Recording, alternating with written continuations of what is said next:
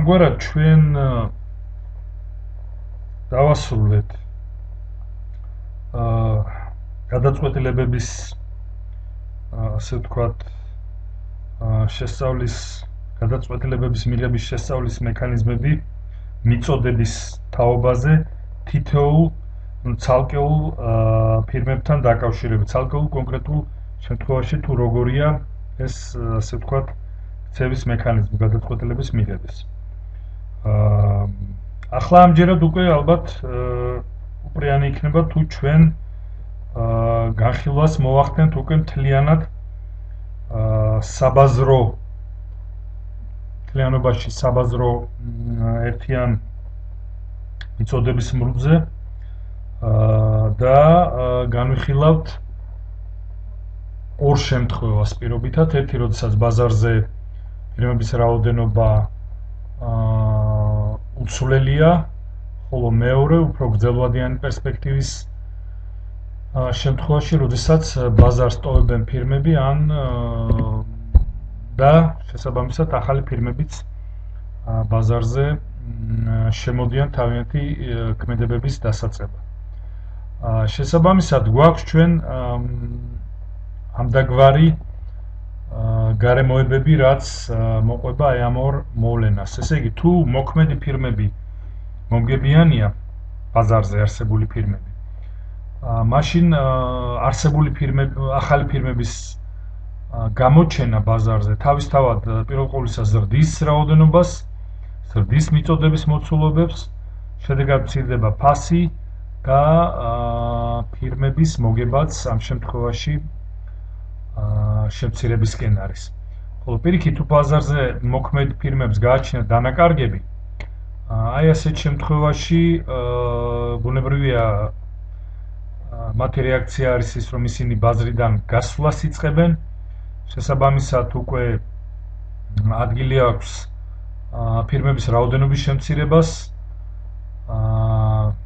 მთლიანობაში მიწოდების კლებას და საბოლოო ჯამში ის საპირწონე ასე ვთქვათ მოქმედების მექანიზმს რაც არის უკურეაქციას რასაც ადგილი აქვს ასეთ შემთხვევაში ეს არის ფასის ზრდა და ფირმების მოგების ზრდა. ანუ საბაზრო მიწოდების მრუდი ჩვენ ორი სხვადასხვა ასე ვთქვათ კუთხით შეგვიძლია დავინახოთ. ერთი შესვლის და გასვლის პროცესები ბაზარზე აი ამის შედეგად ფირმები რომელიც იმკვიდრებენ ადგილს ბაზარზე ისინი ნულოვან ეკონომიკურ მოგებას იღებენ. მოქმედ ფირმას ისეთ შემთხვევაში აქვს ნულოვანი მოგება როცა მის მიერ წარმოებული საქონლის ფასი მის ამ წარმოებისათვის აუცილებელ საშუალო მთლიანი დანახარჯის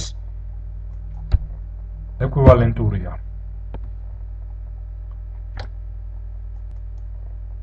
ანუ როგორც ხედავთ ფასი უდრის ზღვრული დანახარჯები და ფასი უდრის საშუალო მთლიანი დანახარჯები მაშინ გამოდის რომ ზღვრული დანახარჯები უდრის საშუალო მთლიან დანახარჯებს.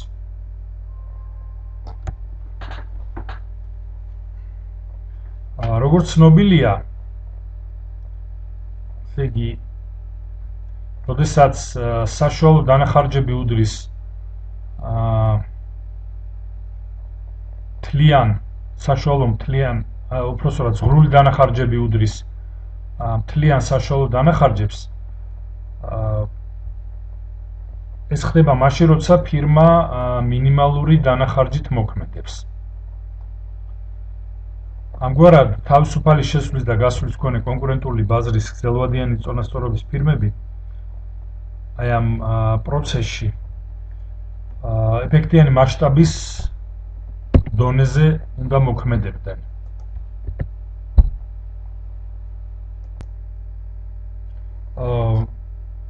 ამჯერად წარმოდგენილი ნახაზების მოშველები ჩვენ განვიხილოთ პირობითად ბაზარი, სადაც გარკვეული რაოდენობის, თქვათ, 1000 ერთეული ფირმა მოქმედებს. თითოეული მათგანი მიაწოდებს საქონელს ბაზარს და თითოეული მათგანისათვის ფირმის ზღვრული დანახარჯი ტოლია ფასის. აი ეს შემთხვევები გვაქვს ჩვენ აქ წარმოდგენილი მე-6 ნახაზზე. ანუ იმ შემთხვევაში თუ ცვალებად ფასი საშუალო ცვალებად დანახარჯზე მეტია, თითოეული ფირმის ზღვრული დანახარჯის მრუდი წარმოადგენს იმავდროულად მიწოდების მრუდსაც მისთვის. ბაზარზე მთლიანობაში მიწოდებულია საქონელი, რომელიც შეადგენს ამ ჩვენს შემთხვევაში უკვე თითოეული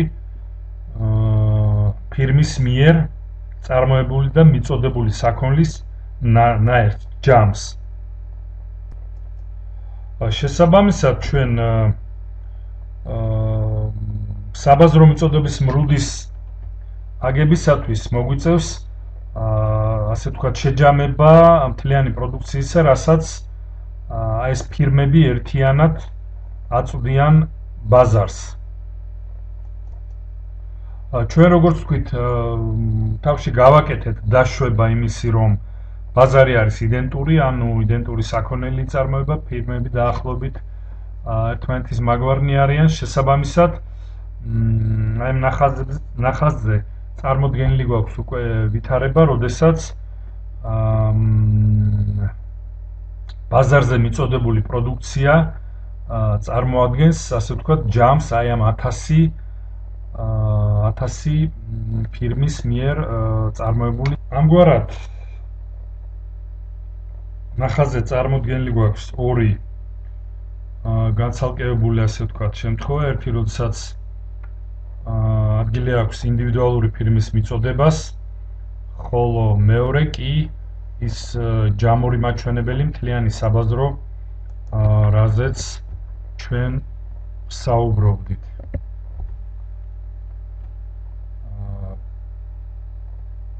თუ ეს ფირმები მომგებიანია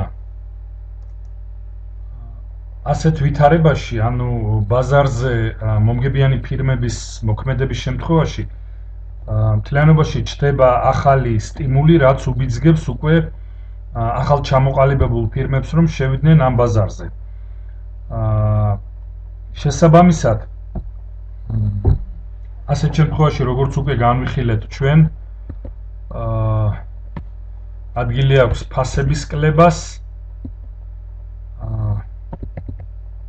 და ასევე მოგების შემცირებას, კომპანიების მოგების შემცირებას. ხოლო როგორც აღვნიშნეთ, პირიქით შემთხვევაში კი ფასების ზრდას და ასე ვთქვათ, მოგების ზრდას აქვს ადგილი ფირმების კუთხით. ესე იგი, დანაკარგებთან მიმართებით ჩვენ აღვნიშნეთ უკვე ის, რომ ასეთ ვითარებაში კომპანიები იწყებენ ბაზრიდან გასვლას, ბაზრის დატოვებას. და აი ამ პროცესში უკვე ამ რაოდენობრივი გაცვლის პროცესში, ასე ვთქვათ, შესვლის და გასვლის აი ამ პროცესში ფირმები ის ვინც რჩება ბაზარზე, ისინი ნულოვან ეკონომიკურ მოგებას იღებენ. ამგვარად თავისუფალი მიმოსვლის, ანუ გასვლის და შემოსვლის მქონე კონკურენტული ბაზრის გრძელვადიანი წონასწორობისას ბაზარზე მოქმედი ფირმები აუცილებელია რომ მოქმედებდნენ ეფექტიანი მასშტაბის დონეზე.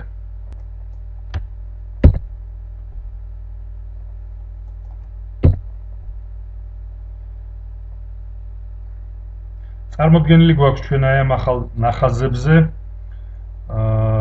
ფირმა აი ამ გრძელვადიანი სწორედ რაზეც საუბრობდით გრძელვადიანი წონასწორობის პირობებში სადაც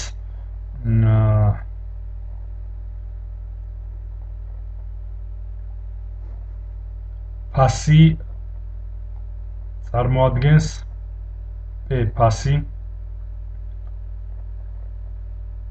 ეს პრაქტიკულად ზღვრული დანახარჯის ტოლია. ასეთ შემთხვევაში მოგება ნულს უტოლდება.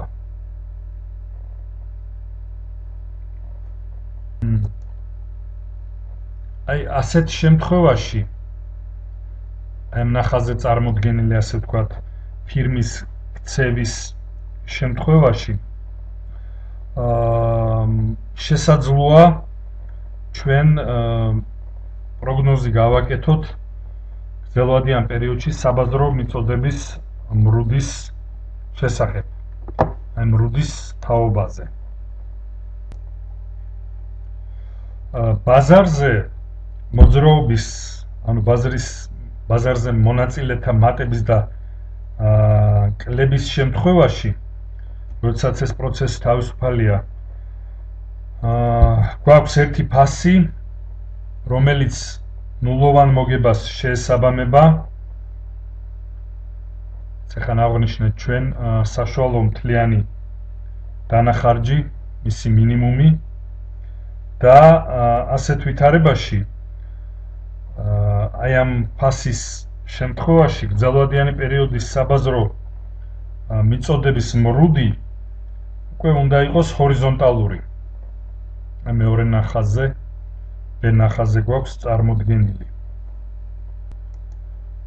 უკვე აი ამ დონეზე მაღლა მდებარე ნებისმიერი ფასი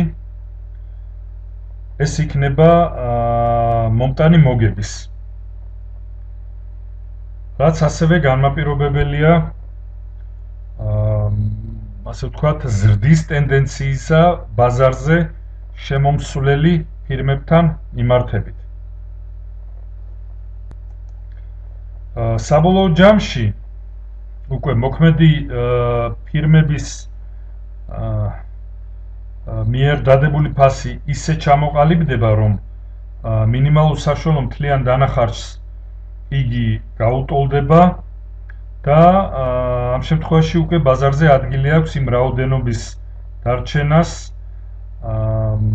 საკმაო ესე ვთქვათ, საკმარის რაოდენობის დარჩენას ბაზარზე ამ ფირმებისა, რომლებიც აღნიშნულ ფასად უკვე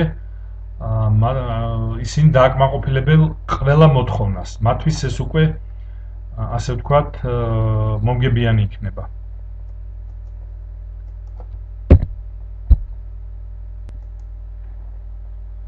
ანუ ჩვენ პრაქტიკულად საუბრობდით ისეთ საინტერესო მოვლენაზე, როგორცაც წარმოადგენს გრძელვადიან პერიოდში პერსპექტივაში ნულოვანი მოგება და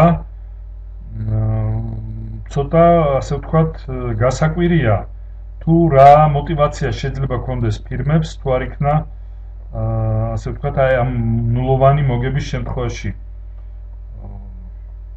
ჩვენ პრაქტიკულად ვერ ხედავთ ბაზარზე მოქმედების სხვა мотивაციას გარდა კომერციული დაინტერესებისა და კომერციული საქმიანობისა.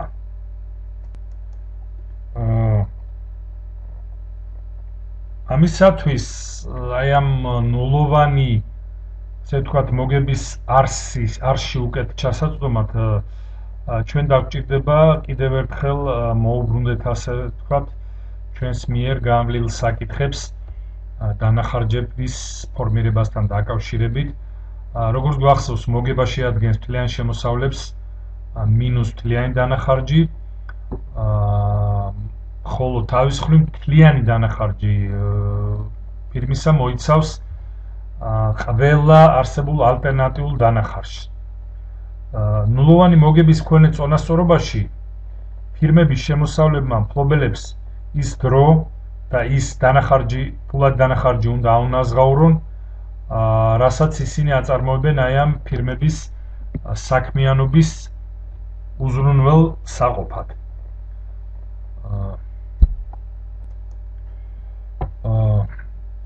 რაც შეეხება მოკლევადიან პერსპექტივას, ამ შემთხვევაში მოთხოვნა იზრდება, შედეგად ჩნდება ახალი გაზრდილი ფასი, ახალი რაოდენობა. მოკლევადიან პერსპექტივაში ისინი იღებენ მოგებას, რადგან ფასი მთლიანად, ასე ვთქვათ, აღემატება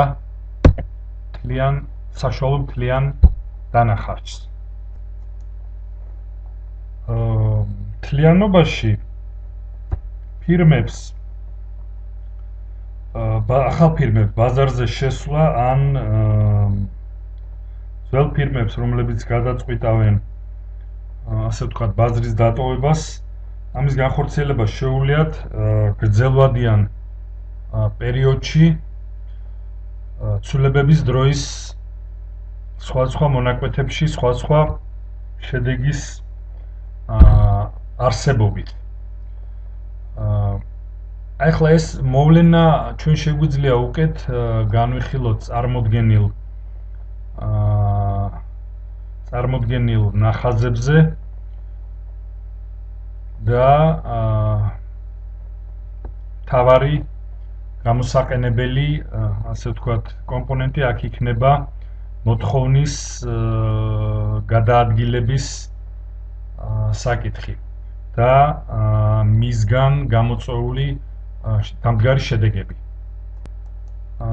კონკრეტულად ჩვენ პირობითად უпроსტորად ვიღებთ რაღაც ბაზარს, ვთქვათ, რძის ბაზარს და ამ ბაზარზე გვაქვს ადგილი აქვს ვითარებას, როდესაც ფირმები ნულოვან მოგებას იღებენ, შესაბამისად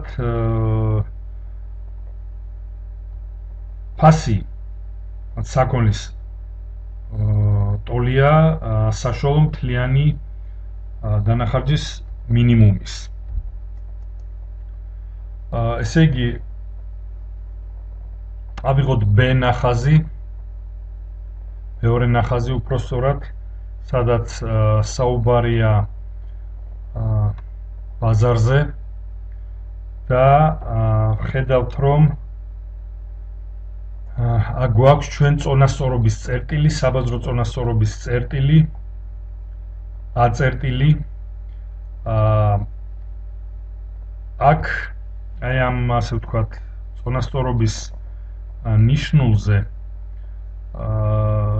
ეს ნიშნული წარმოადგენს ნულოვანი მოგების მაჩვენებელს თითოეული ფირმისთვის და ფასი მინიმალური საშუალო მთლიანი დანახარჯის ტოლია ამ შემთხვევაში.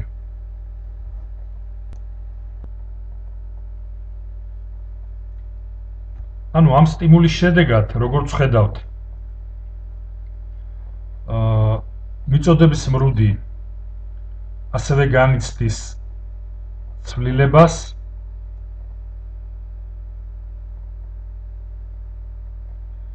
და S1 წერტილიდან იგი S2-ში გადაადგილდება. გვაქვს ახალი წონასწორობა, ეს არის უკვე გრძელვადიანი პერსპექტივა, ამ C წერტილშია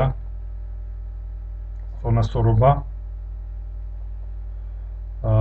ფასი, როგორც ხედავთ, კვლავ უბრუნდება P1 ნიშნულს, თუმცა გაყიდული საქონლის რაოდენობა ხედავთ კიდევ გადაადგილდება მარჯვნივ ჰორიზონტალურ ღერძზე და Q3 წერტილში ფიქსირდება, ანუ მატულობს.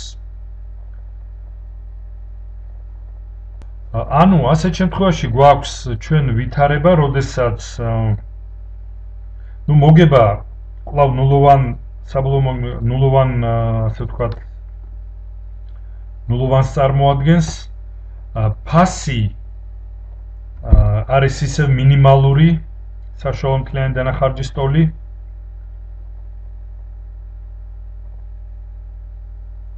ხოლო ასეთ შემთხვევაში ბაზარზე უფრო მეტი დაინტერესებული ფირმა იწყებს მოქმედებას, ვინაიდან ადგილი აქვს გაზრდილ მოთხოვნას და ეს სწორედ ამ გაზრდილი მოთხოვნის დაკმაყოფილება წარმოადგენს სტიმულს უფრო მეტი ახალი კომპანიების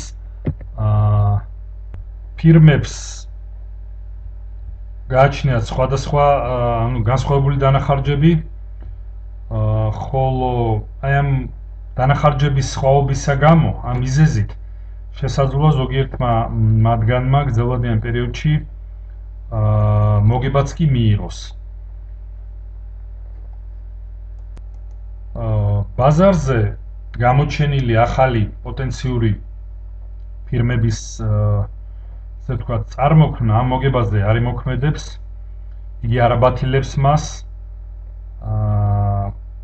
რადგან ახალი შემსვლელების დანახარჯები მეტია, ვიდრე მათი, ვინც უკვე ასე ვთქვათ, მოქმედებს და ფესვგადგმულია, თუ შეიძლება ითქვას, აი ამ ბაზარზე. ხოლო თუ საბაზრო ფასი იზრდება ამ ფირმებისთვის, ამ შემთხვევაში პირიქით იგი ეს ფაქტორი უფრო მომგებიანობის გაზრდის ხელშემწყობია. ანუ გრძელვადიანი პერიოდის, ასე ვთქვათ, მიწოდების ბრუდის დახასიათებისას ის თუ რატომ შეიძლება იყოს იგი ზრდადი, შეგვიძლია ჩვენ დასკვნის სახით შევაჯამოთ, რომ ამ მიზეზებისა გამო, ჩვენს მიერ მიზეზების გამო, გრძელვადიანი პერიოდის საბაზრო მიწოდების მრუდი შეიძლება იყოს ზრდადი და არა მაინც და მაინც თქვათ ჰორიზონტალური მიმართულების, რაც მანიშნებელი იქნება ჩვენთვის იმისა, რომ მიწოდების გაზრდისთვის, მოცულობის გაზრდისთვის, მთლიანობაში მიწოდების მოცულობის გაზრდისთვის საჭიროა უკვე ფასის ზრდა. აი ეს იქნება სწორედ სიგნალი ამ შემთხვევაში. ეხლა რამდენად მოქმედებს ეს გადაწყვეტილებაზე, ასე ვთქვათ, გასვლის და ან ბაზარზე შესვლის, ან ბაზრიდან გასვლის თაობაზე, ეს ნაკლებად სავარაუდოა, უпроსორად ნაკლებად სავარაუდოა, რომ რაღაც ზემოქმედება აქვს აი ამ გადაწყვეტილებაზე. ამის მიზეზი გახლავთ ის, რომ როგორც ვნახეთ ჩვენ გრძელვადიან პერსპექტივაში, ანუ გრძელვადიან პერიოდში, გრძელვადაში ფირმები ბაზარზე უფრო ადვილად შედიან და გადიან ასევე ბაზრიდან. რაც შეეხება მოკლევადიან პერიოდს, აქ ეს პროცესი უფრო გართულებულია.